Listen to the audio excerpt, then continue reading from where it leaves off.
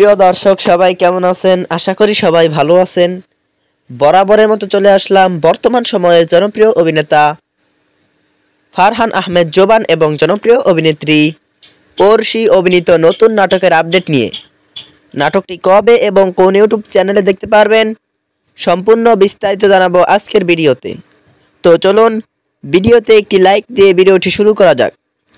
নাট্য ইন্ডাস্ট্রির জনপ্রিয় নাট্য পরিচালক মহিদুল মহিম পরিচালিত নাটক প্রেমেরই পরশে।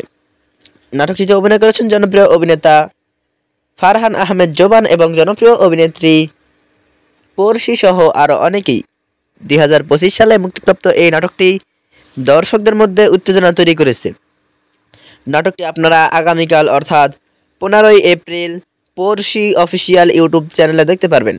তো নাটকটি দেখার জন্য কে কতটা এক্সাইটেড অবশ্যই কমেন্ট করে জানাবেন এবং নাটকের বিভিন্ন নতুন নতুন আপডেট সবার আগে পেতে চ্যানেলটি সাবস্ক্রাইব করুন।